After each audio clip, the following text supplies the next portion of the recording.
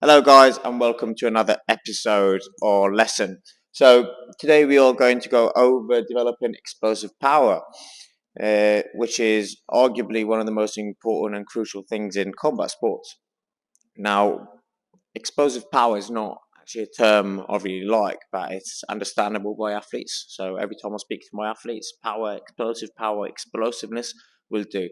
But I just want to make sure that you're aware explosive power is actually not a term. What is exploding? And what is power? So, a definition of power. And again, what is actually power? Power is not what we actually think. A lot of the times, we refer as power as a concept of producing a lot of force in the shortest amount of time. So, is it really power or is it RFD, rate of force development? You tell me. I'm pretty sure you understood. It's rate of force development, so the ability of actually the rate of developing force. How fast can I do it? And in terms of sports, I guess sport is really, and in any sport, we're really looking to how fast can I produce all my force and all the force I have available. I want to produce it in the shortest amount of time. That's where in combat sports we see the fast knockouts. We see the incredible kicks because we see these amazing athletes that produce this amazing amount of force in no time, and we call it power, and that's okay. It's understandable, but you just need to you need to understand that it's not really called power. Um, so, if you were an athlete, would you decide to have max force? So, be almost like a power lifter where you're producing 150, 180 kilograms of force on a bench press, or would you rather be a sprinter? Now, a lot of people would probably debate this. In my opinion and in my experience, I think none of these, you want both. And that takes me to my next point, really, which is, and I hope you can see this because I didn't even check the angles. This is called force velocity curve. In strength and condition, we base a lot of our work on this. It just helps us understand really what strength and conditioning is and what we train for. So you have on this axis force, and I wrote 4, but that's force. So okay, here we have velocity. By this principle, you have.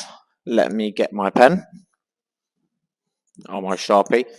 Um, by this principle, the highest amount of force you can produce will mean that you are literally the slowest. Okay, because imagine you're doing a 1 rep max, and 1 rep maxes are not fast at all. Even though you're lifting at 100% rate, you never see that amount of speed. It's just a slow movement. That's slow by nature. So it's relatively slow. It's not a slow movement. So here you have your 1 rep maxes.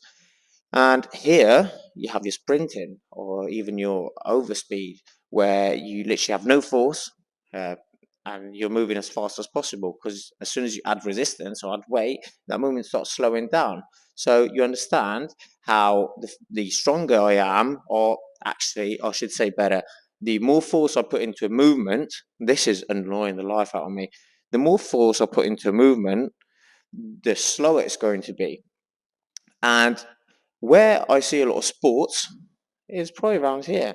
And different sports require different types of strength and velocity. So some, and even styles, some MMA guys will be a bit more up here. Okay. Some boxers or Thai boxers will be down here. Kickboxers too, same thing. So yes, every sport has its own velocity, but usually we see it around here. Okay, and then all the other sports, like you have your powerlifting that is up here, your weightlifting is still up there. It's still quite high, but very powerful.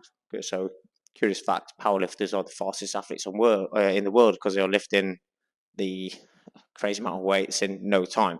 But you won't be able to see it just because it's fucking heavyweight.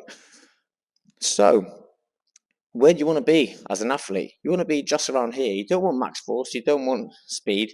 You want to produce your knockouts coming from here. Okay, so uh, what does that mean? Do I lift here? Do I lift here? A good idea is going through all of this. So each point in this force velocity curve has different exercises and different loads. We'll go through the loads in other episodes as well. So this is just understanding the concept of developing rate of force development.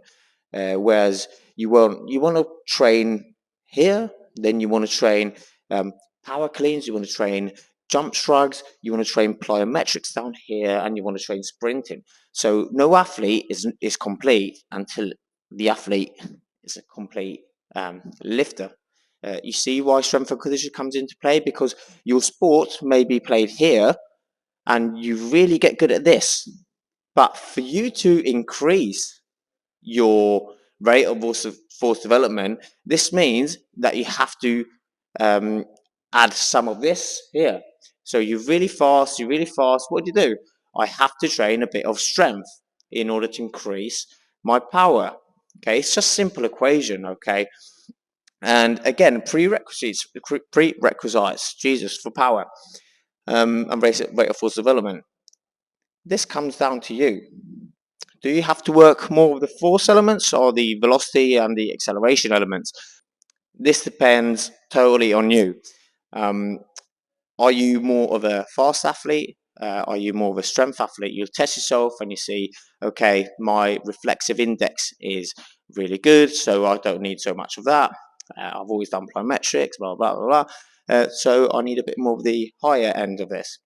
If your background comes from strength training, then of course it's pretty easy to understand that you'll have to incorporate more plyometrics, more agility training, more sprinting. So it totally depends on you. So most of the athletes I work with will definitely need more strength work because it's just something that is hard to teach. Learning 2 reps, doubles, triples on a trap bar, squat bar is quite hard. So you need to be able to deal with those slow velocities, even though you put in 100% effort, just to become more powerful. Now, examples of how to become powerful. So you have the implementation, as I said, as plyometrics. So short ground contact times.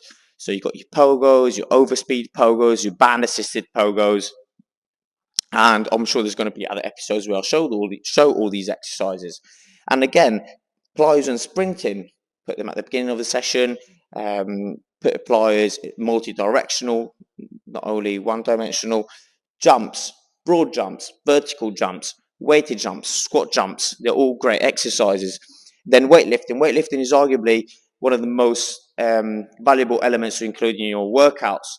And I'd go as far as saying don't include full clean and jerk, full snatch, but include variations. Because in a weightlifting movement, a clean and jerk, for example, when you do a power clean, actually, let's take that as an example. There's a movement where you come up, triple extend, most important exercise for combat sport athletes, and then you have to catch.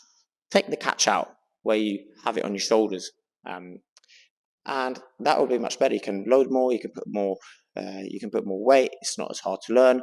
So clean pulls and stuff like that. So take the catch out, snatches, high pulls instead of snatches. That's great. And then you also need some powerlifting movements. So bench press, yes, bench press is great. Bench press has been shown to improve sprint performance. Squats, heavy squats, trap bar deadlifts. And of course, adapt these to your level of experience, your level of fitness. If you've got some injuries, one of my clients has shattered wrists for his fighting. Do I do a clean and jerk? Not the brightest idea. Some people can't even get overhead. Do I do a snatch? Again, not the brightest idea, so I'll choose another exercise. So you can, there's so many exercises out there you can choose, and you can almost direct your session to make it easier for your athlete if you're a coach, or if you're an athlete, to make it easier for yourself. So again, I hope this helped, and stay tuned for the next videos because I'm planning on doing many more.